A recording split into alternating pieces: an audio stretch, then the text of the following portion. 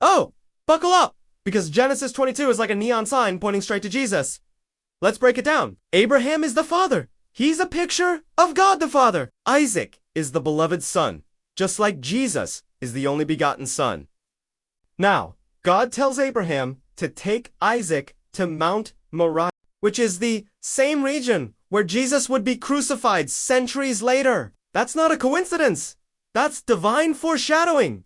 Now, here's where it gets wild. Isaac carries the wood for his own sacrifice up the mountain. That's a direct image of Jesus carrying his own cross to Calvary. Isaac isn't kicking and screaming. He willingly lays down on the altar, just like Jesus willingly laid down his life. Jesus said, "No man taketh it from me, but I lay it down of myself." And don't miss this. Abraham lifts the knife, but God stops him. God provides a ram caught in the thickets, thorns. That's a picture of Jesus, the true Lamb of God, wearing a crown of thorns, taking the curse of sin on his head. God didn't spare his own son, but delivered him up for us all. And about that 3-day journey, Abraham and Isaac travel for 3 days before the sacrifice. It's a shadow of the 3 days Jesus was in the tomb before the resurrection. For 3 days,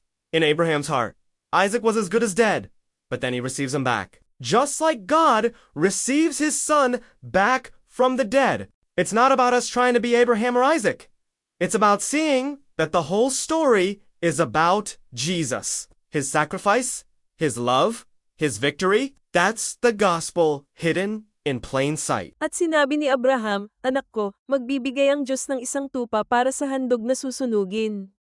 Kaya't magkasamang naglakad ang dalawa.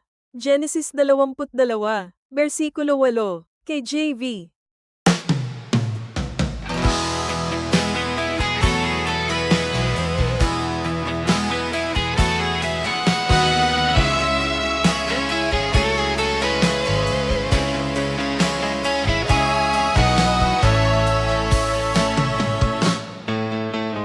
Genesis 22 ay parang neon sign na nakaturo ng diretso kay Jesus. Hatiin natin ito, si Abraham ang ama, siya ay larawan ng Diyos Ama. Si Isaac ang minamahal na anak, katulad ni Jesus na buktong na anak. Ngayon sinabi ng Diyos kay Abraham na dalhin si Isaac sa bundok Moriah, na siyang parehong rehiyon kung saan ipapako sa krus si Jesus. Makalipas ang daan-daang taon, hindi yan nagkataon. Yan ay banal na pagpapahiwatig. Ngayon dito na nagiging kakaiba.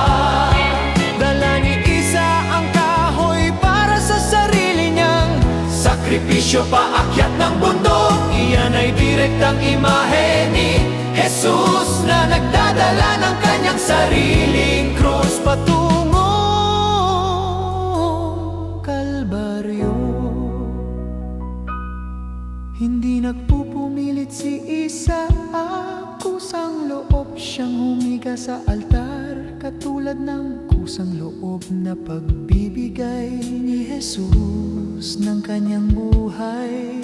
Sinabi ni Jesus, walang kukuha nito sa akin, kundi kusang loob ko itong ibinibigay. At huwag palampasin ito, pinuhat ni Abraham ang kutsilyo, pero pinigilan siya ng Diyos. Nagbigay ang Diyos ng lalaking tupa na nahuli sa mga tinik. Iyan ay larawan ni Jesus, ang tunay na kordero ng Diyos, na nakasuot ng koronang tinik at tinatanggap sa kanyang ulo ang sumpa ng kasalanan. Hindi pinatawad ng Diyos ang sarili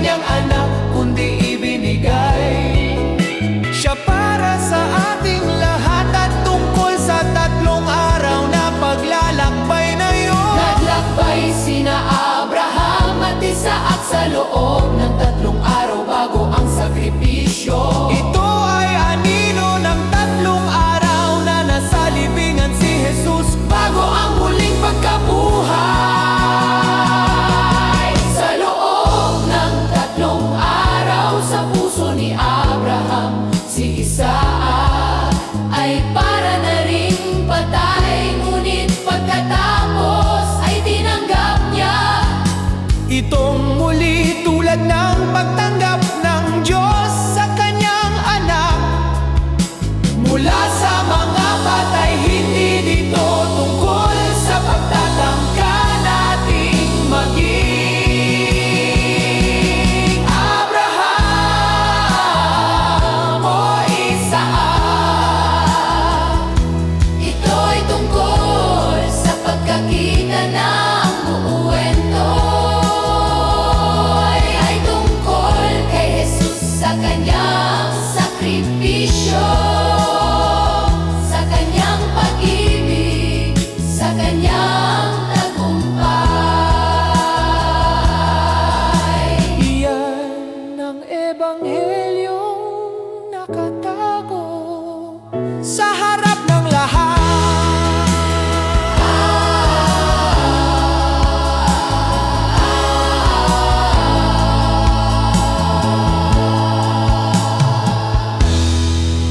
Paki-share po ang channel, si Jesus ay Hari, sa ikaluwalhatian ng Diyos.